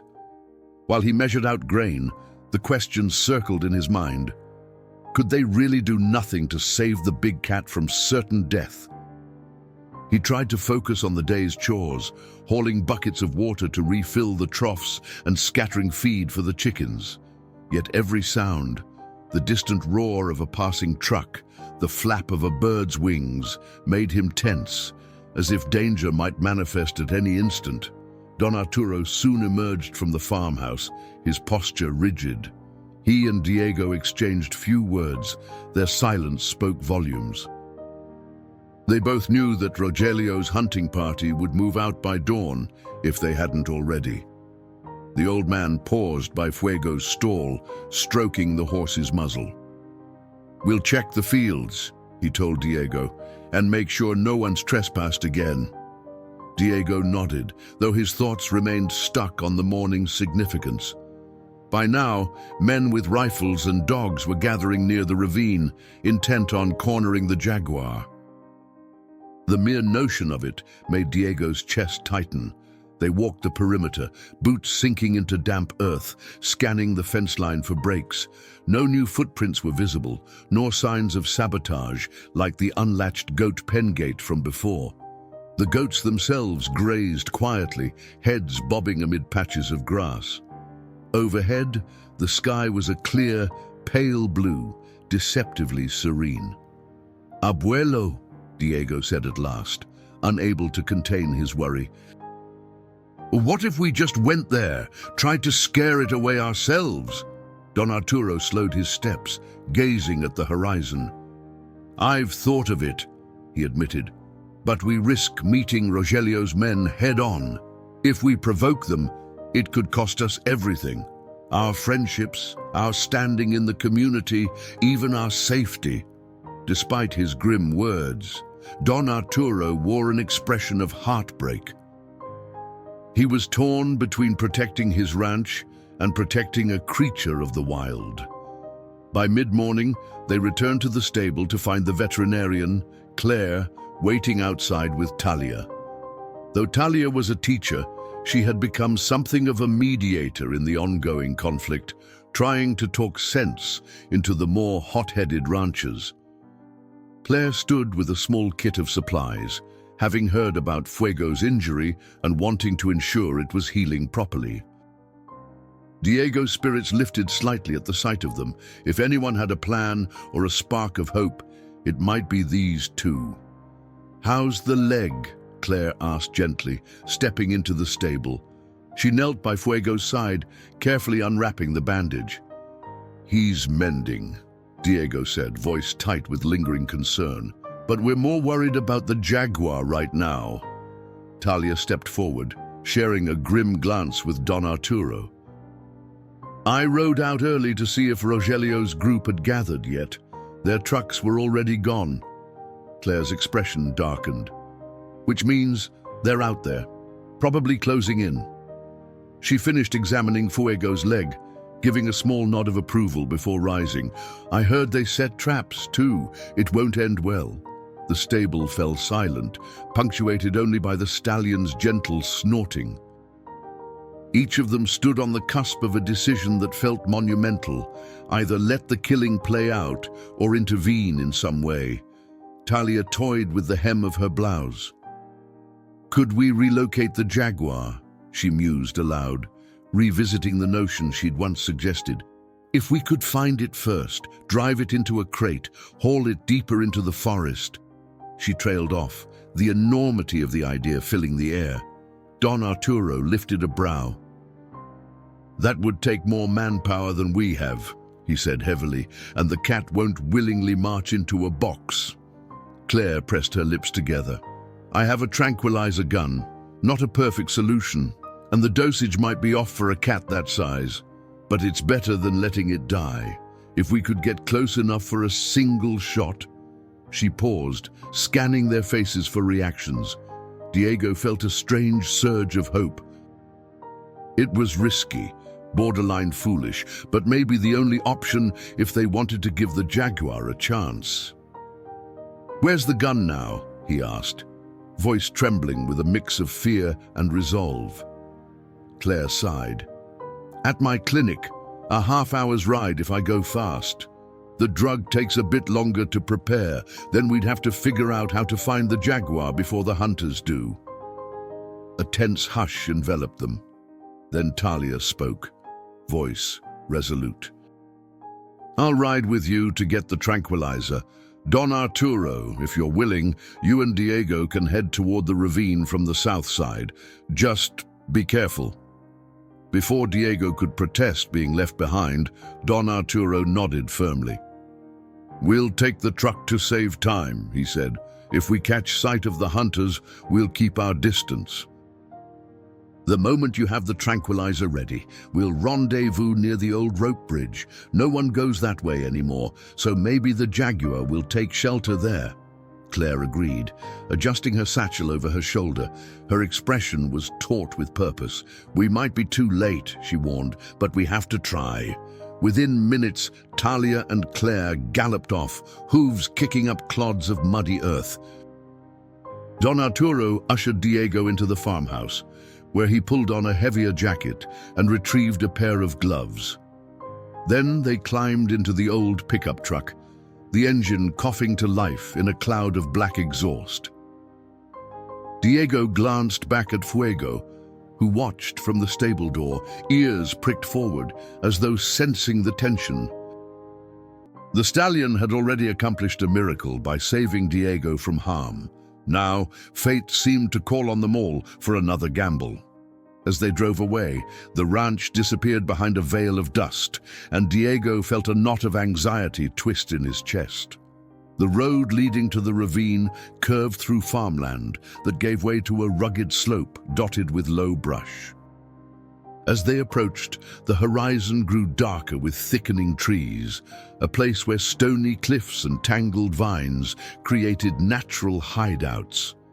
Despite the looming threat, the valley was serenely beautiful, the air fragrant with damp soil and fresh leaves. Diego kept scanning the roadside for any sign of Rogelio's group, half expecting to spot trucks parked at the edges, but they saw no one. Don Arturo eased the truck to a stop near an abandoned storage shack hidden among vines. We'll wait here, he said, cutting the engine. The silence felt deafening after the rumble of the drive.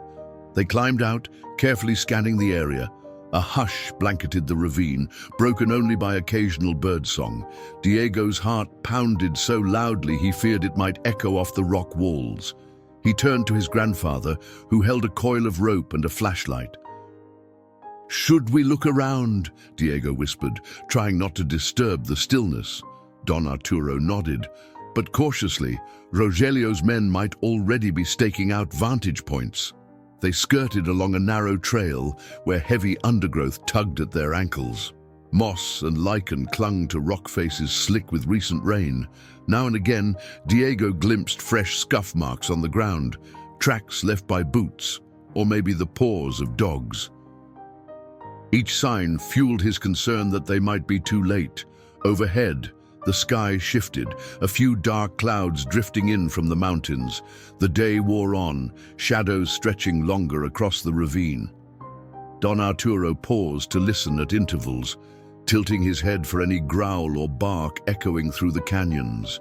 Nothing so far, just a ghostly breeze weaving through the leaves. Diego's nerves frayed. Every rustle could be the jaguar or the hunters. At last, they reached a vantage point above a steep drop, where a rickety rope bridge sagged across a narrow gorge.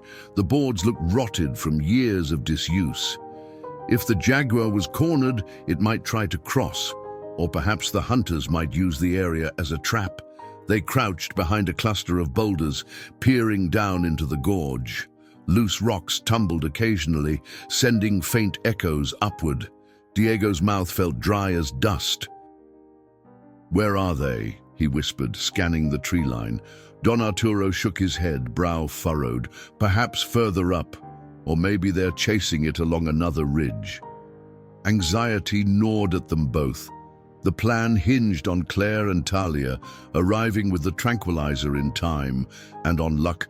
No plan could fully control the chaos of men hunting a wild predator in rugged terrain. As minutes dragged on, the daylight began to fade, taking on an amber hue.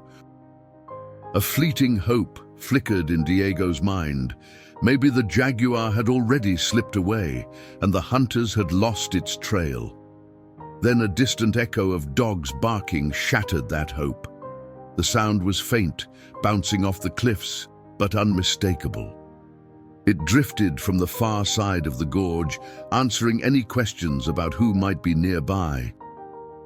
Don Arturo clenched his jaw, motioning for Diego to stay low. Easing forward, they peered around the boulders, scanning the opposite ridge for motion. Another bark rang out, sharper now, followed by muffled shouts. The jaguar, if it was still free, couldn't be far. Diego felt his stomach twist. The hunters had closed in, just as predicted. Any moment now, gunshots might echo through the ravine. He glanced at the rope bridge, frayed and sagging. If the jaguar tried to cross it in desperation, those rotted planks might give way. A fresh wave of empathy crashed over him, recalling how Fuego had been given no chance at survival until a kind heart intervened. Was the jaguar beyond saving? He turned to Don Arturo with eyes full of pleading, but the old man shook his head as if reading his thoughts. "Not yet," he mouthed, pressing a finger to his lips.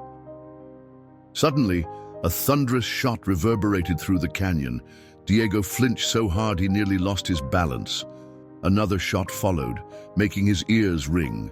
He and Don Arturo exchanged stricken glances. Barking and shouting rose in a chaotic crescendo.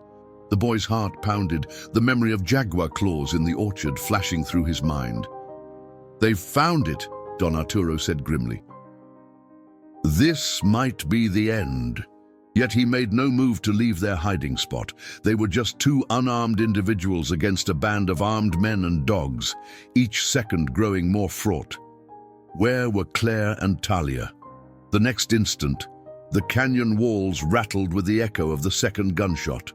Diego felt every muscle tense, poised to bolt from behind the boulders.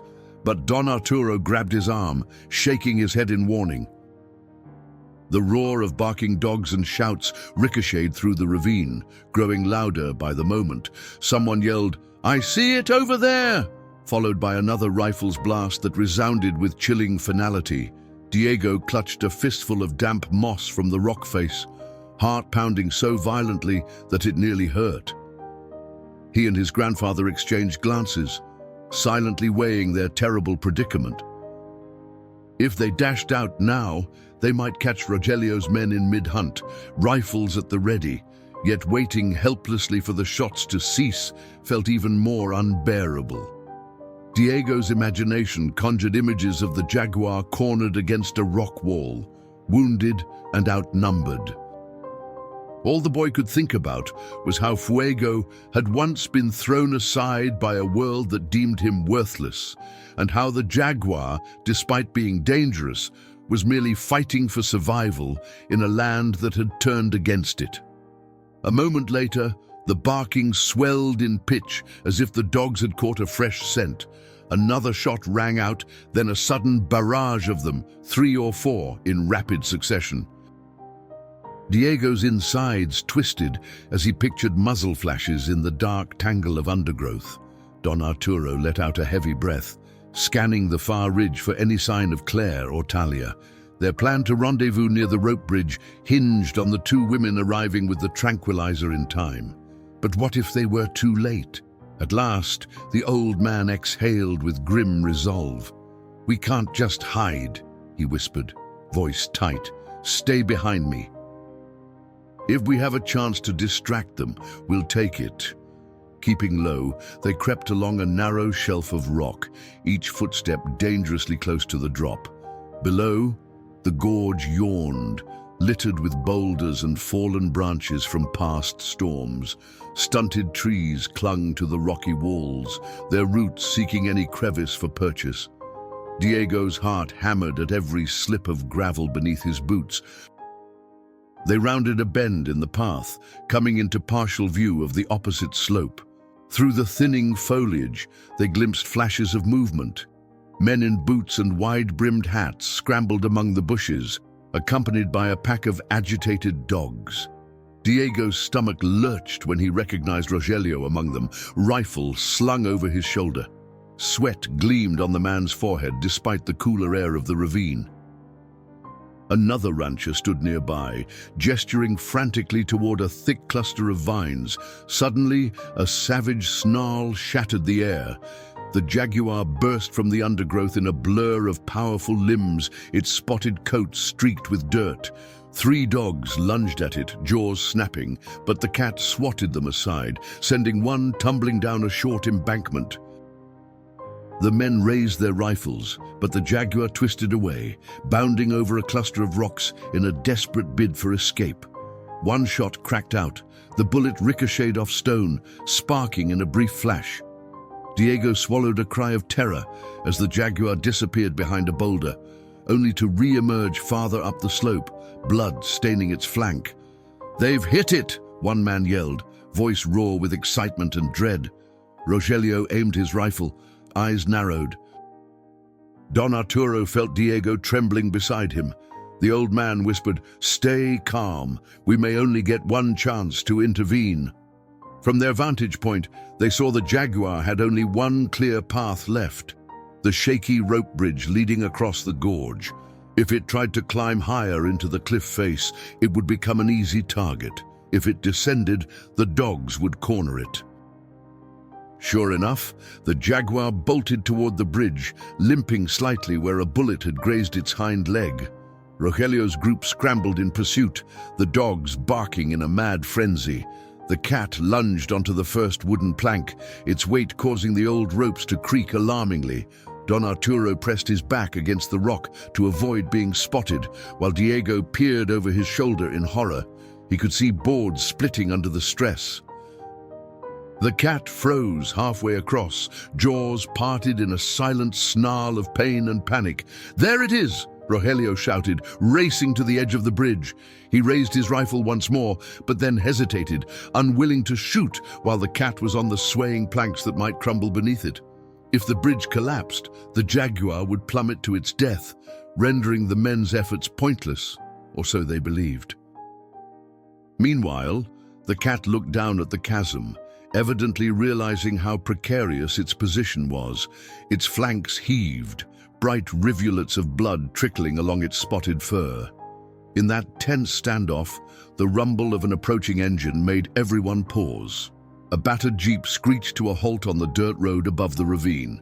Claire and Talia jumped out, Talia holding a coil of rope while Claire clutched a tranquilizer rifle. Diego's heart soared with a surge of hope. The men on Rogelio's side, startled by the sudden intrusion, turned to see who had arrived. "Don't shoot!" Claire yelled, raising one hand. "We have a way to stop this without killing!" Her voice echoed off the canyon walls. Rogelio scowled, raising his own rifle as though to warn her away. "Stay back!" he barked. "This cat's already injured my dogs and is terrorizing everyone's land." The dogs, tongues lolling, spread out behind him, still yipping and snarling. Undeterred, Claire stepped closer, switching her tranquilizer rifle's safety off. "Give me a clear shot. The dart will knock it out long enough for us to load it in a crate and relocate it far from here." Talia, standing beside her, tried to catch Don Arturo's eye across the chasm, but the old man remained partially hidden, still uncertain how best to help. The Jaguar, ears flattened, glanced frantically between the open ravine and the men behind it. Rogelio's anger flared. "That's too risky. If you miss, the cat charges or the bridge breaks." He glanced at the Jaguar, which clung to the rotting boards, inches from a sheer drop. "We finish this now." He swung his rifle forward.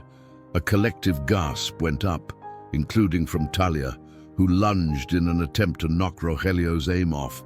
Though she jostled his arm, the gun fired.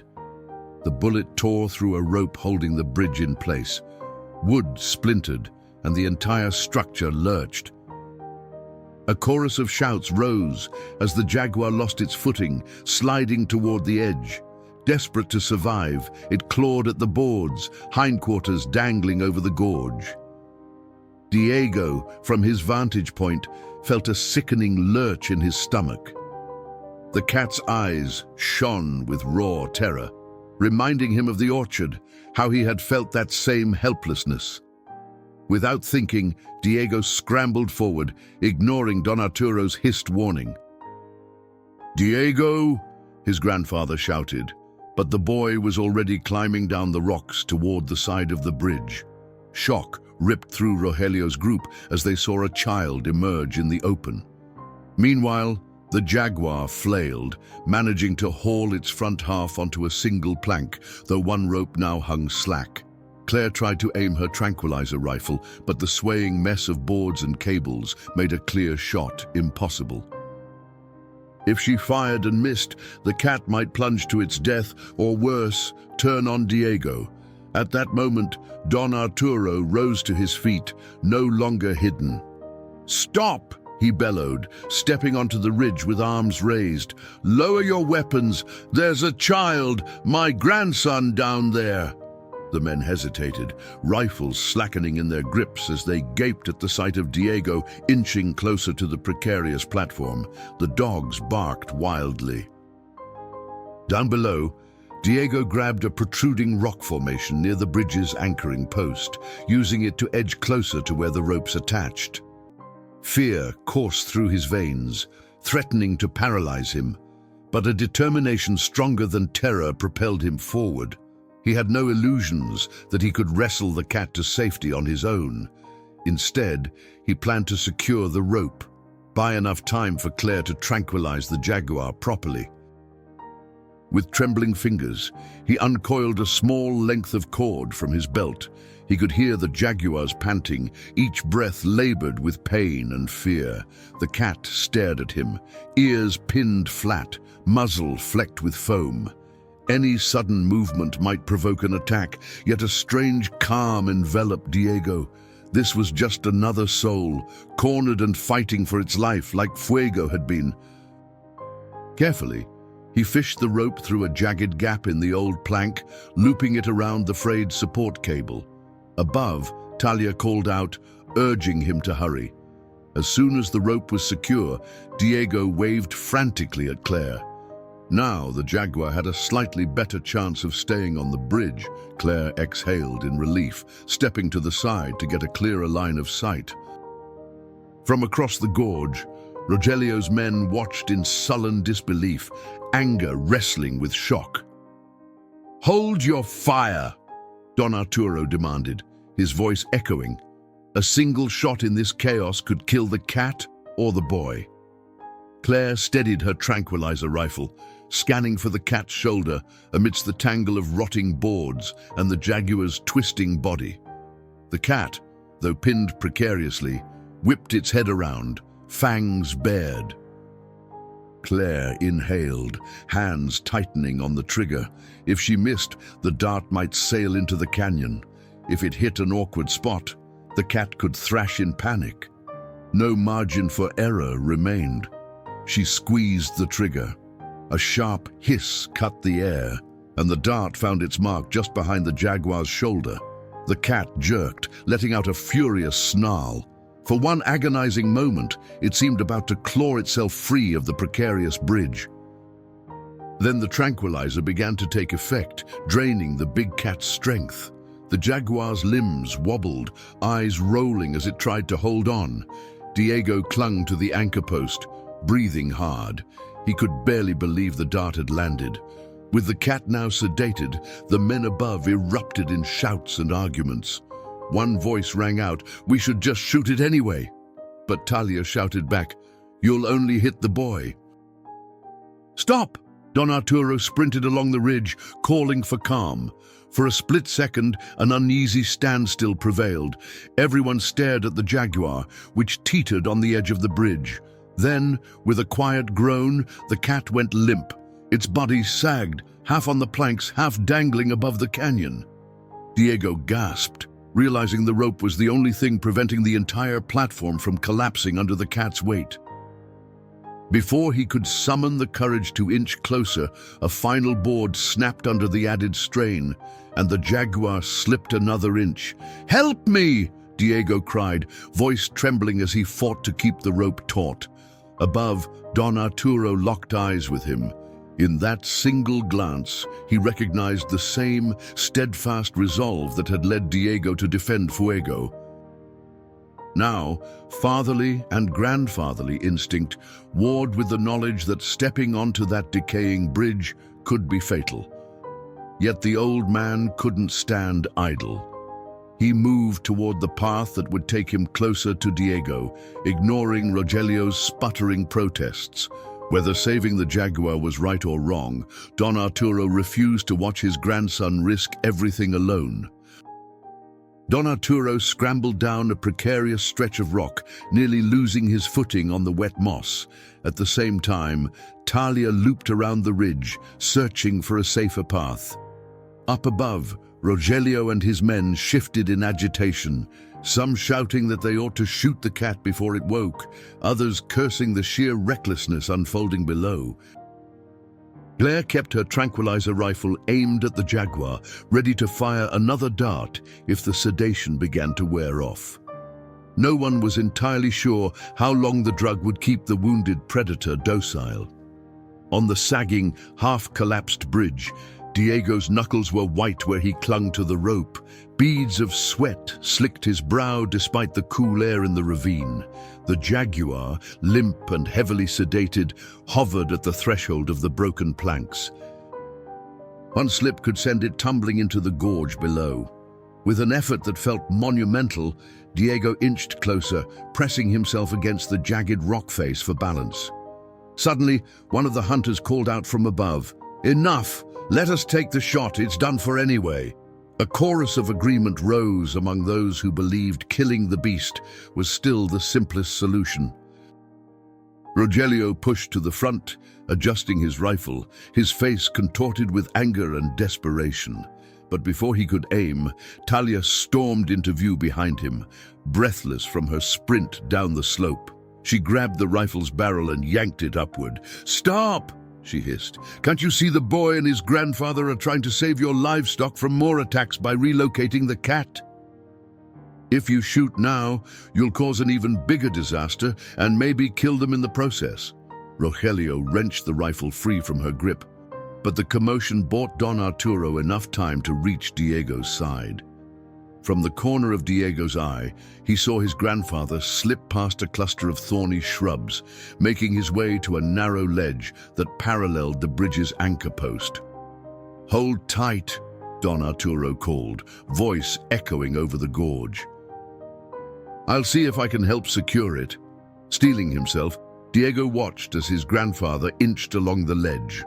Every step threatened to dislodge loose stones that plummeted into the darkness below. At last, Don Arturo managed to plant a foot near the Jaguar's hindquarters. Cautiously, he uncoiled a length of rope from his belt.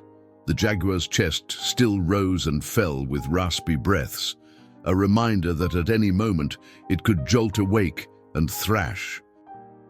Beneath them, the boards groaned as though they might snap at the slightest provocation. Together, boy and grandfather worked in silent tandem.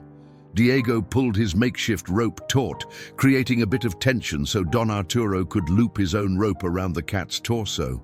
Inch by agonizing inch, they fashioned a cradle of sorts, planning to haul the Jaguar the short distance back onto stable ground. Far above, the dogs barked wildly, and the hunters continued their uproar. Claire hovered on the rim, scanning the cat for signs that the tranquilizer might be wearing off. She knew from experience that sedation could be unpredictable, especially in a creature already wounded and stressed. As Don Arturo secured the final knot, the Jaguar made a low, wheezing moan, twitching its hind legs as if in protest. Diego's throat went dry. He braced his boots against a rock outcrop, hoping he could help lift the animal's weight without losing his own precarious grip. "Ready," Don Arturo muttered, his eyes reflecting the same mix of terror and resolve that shone in Diego's. The boy nodded. Carefully, they eased the cat upward. Planks splintered under the shifting load, and a new tear opened in the tattered rope that had been part of the old bridge. Diego's heart slammed in his chest. One misstep, and the entire rickety platform might plunge into the gorge. A shout from Rogelio's side. "They're both going to die for a stupid cat." Another voice countered, "Have some compassion, man. The boy is risking his life. Maybe they can succeed." The tension among the hunters crackled like a live wire. Meanwhile, Talia stood with hands clasped, silently praying they could pull off this rescue. To her side, Claire kept her rifle poised, ready to dart the Jaguar again if it so much as flexed its claws. Little by little, Don Arturo and Diego hauled the Jaguar upward. Its limp body scraped against the broken planks, brushing the splinters and causing small bits of wood to cascade into the void below. Another moan rumbled from the cat's throat, but it remained mostly unconscious. At last, they managed to drag it onto the ledge where Don Arturo stood, half its body resting on more solid ground. Diego dared a glance upward, meeting the wide, startled eyes of several men. One of them cried out, "That's far enough. Let us finish it now." But Don Arturo, panting with effort, glared. "Not if we can save it," he retorted, breath coming in shallow gulps. He signaled for assistance from above. "Throw down a line." "We can hoist it the rest of the way." For a split second, no one moved. Then Claire strode forward, grabbing a sturdy coil of rope from her jeep. She tossed one end down to Don Arturo, her aim impeccable. He snatched it, tying it swiftly around the makeshift harness. Diego and Don Arturo pressed themselves against the rock face to give the cat space, hoping to keep from spooking it if it stirred. "Ready up there," Don Arturo bellowed. Several men and Talia gathered at the edge, pulling in tandem to lift the sedated Jaguar. The rope creaked ominously, but it held inch by painstaking inch. The wounded predator rose from the broken boards. Diego let out a shaky breath, a wave of relief coursing through him. Even Rogelio, rifle gripped in one hand, assisted with the rope, torn between anger and reluctant respect for the bravery unfolding before his eyes. At last, the cat cleared the lip of the gorge. People scrambled to move back, fearful of getting too close. Claire immediately knelt beside the Jaguar, checking its vital signs. Blood seeped from the bullet graze on its flank, but no life-threatening wound was obvious at first glance. Talia exhaled sharply, tears of relief in her eyes. The Jaguar lay still, sedated, barely clinging to consciousness, for now, at least, it was spared. Below, Don Arturo beckoned for Diego to climb back along the ledge. "Steady, mijo," he murmured, guiding the boy until both rejoined the group at the ridge. A cacophony of barks, curses, and astonished exclamations erupted as they emerged. Rogelio hovered, eyes flicking between the child, the old man, and the unconscious cat. Then, raising his rifle, he leveled it at the Jaguar's head. "No!" Diego cried, stepping forward in alarm. Don Arturo grabbed the boy's arm to keep him from doing anything reckless. Claire stood as well, placing herself between Rogelio and the cat. "Don't be a fool," she snapped. "This Jaguar is sedated, wounded. It can't hurt anyone now." The tension in the air became suffocating. The dogs, sensing the standoff, growled low in their throats. Rogelio's hands shook on the rifle's grip. Sweat shone on his brow. "It's killed my livestock, caused the death of friends' animals, nearly mauled that boy." Diego's lungs squeezed as he remembered his own brush with death. "It's just trying to survive," he countered, voice trembling. "You can't blame it for following its instincts." At that, Rogelio's face twisted with a mix of rage and uncertainty. He glanced at the Jaguar, then at Don Arturo. "What do we do with it, then?" "If I let you relocate it, how do I know it won't come back?" Claire met his gaze squarely. "I'll treat its wounds, reinforce the sedation for transport, and my colleagues will help us take it to a sanctuary, far from here, deep into the protected forests. It won't return." Rogelio stared at her, weighing her words. Several of the ranchers murmured, some appearing swayed, others still skeptical. At length, Rogelio lowered his rifle. He gave a curt nod. "Fine," he growled, taking a step back. "But if it ever shows up again, it's on your conscience." Relief flooded Diego so intensely that his legs nearly gave out. He saw Don Arturo nod solemnly, stepping forward to clasp Rogelio's shoulder. "Thank you," the old man said, voice rough. Rogelio shrugged off the gesture, unwilling to reconcile just yet, but at least he had backed down. Claire dropped to her knees beside the Jaguar, administering another small dose of tranquilizer to ensure it remained sedated. Talia moved in to help secure a makeshift stretcher, fastening belts around its middle. The cat's tawny sides rose and fell, each breath shallow but steady. The men stood aside, some in tense silence, others quietly amazed. Don Arturo wrapped an arm around Diego, pulling him close. "You've got the heart of a lion, boy," he murmured, pressing his cheek to Diego's hair. "But don't ever scare me like that again." Tears of relief welled in Diego's eyes, but a shy smile tugged at his lips. He thought of Fuego at that moment, how the stallion had risked everything to save him. Perhaps courage wasn't bound by species. Perhaps it was something that arose whenever a life, any life, teetered on the edge of despair. Under Claire's direction, a few ranchers helped lift the sedated Jaguar onto the back of her jeep.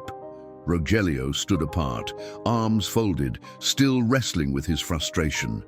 Yet he did not interfere further. The dogs milled around, uncertain now that the adrenaline of the hunt had passed. Talia looked at Don Arturo and Diego, her eyes shining with gratitude. "You two saved the day," she said quietly, patting Diego's shoulder. "If that cat lives to see another sunrise in safer territory, it's because of you." Don Arturo shook his head, grey hair plastered to his sweaty brow. "We only did what was right," he replied. "We owe it to the land and to the creatures that share it." Then, with a hint of a wry grin, he added, "I suspect we learned that from a certain horse with a will to live." Diego laughed softly, picturing Fuego's warm eyes and gentle nicker. Yes, they had all learned something from that condemned stallion. an animal who, despite his own suffering, had found it in himself to protect another life. The hunters dispersed one by one, some muttering grudging acceptance of the outcome, others quietly relieved to avoid more bloodshed. Eventually, only Rogelio remained, watching in stony silence as Claire's jeep rumbled away, carrying the Jaguar to its uncertain but hopeful fate. Talia followed on horseback, offering a final wave to Don Arturo and Diego before heading back down the ravine. When the last echo of engines and hooves faded, a calm settled over the rocky expanse. Don Arturo took Diego's hand, guiding him back to the path toward their truck. In the distance, dark clouds lingered over the mountains, but the sun broke through in warm shafts of light, illuminating the rugged terrain. With slow, measured steps, boy and grandfather began the trek home. An hour later, they arrived at the ranch, dusted with the day's exertions and drained by the swirl of danger and relief. Yet the sight of Fuego nuzzling the fence filled them with renewed warmth. Diego ran to the stallion, who whinnied at his approach. As he patted Fuego's neck, Diego felt an overwhelming sense of gratitude. They had saved the Jaguar because, in a way, Fuego had taught them that every life, no matter how fearsome or discarded, deserved a chance. That evening, as the sun dipped below the horizon, Don Arturo and Diego sat on the old farmhouse porch, gazing at the tranquil fields where shadows stretched long. Beyond the stable, Fuego grazed peacefully. Though scars remained on the stallion's leg, on the Jaguar's flank, and within the hearts of the neighbors who had lost so much, the ranch felt strangely whole. A circle of understanding had closed, uniting man, horse, and even a wild predator in a single truth. Compassion could bridge the gap between fear and hope, if only one dared to step forward.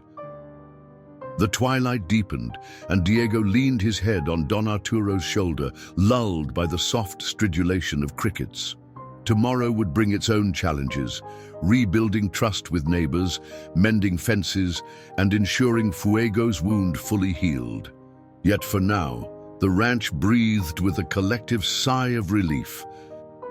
In the stable, the condemned horse, once destined for slaughter, dozed without fear, a silent reminder that redemption finds roots in the unlikeliest of places. And somewhere far from the valley, carried by a rumbling jeep, a Jaguar lay sedated, spared from death by the power of empathy.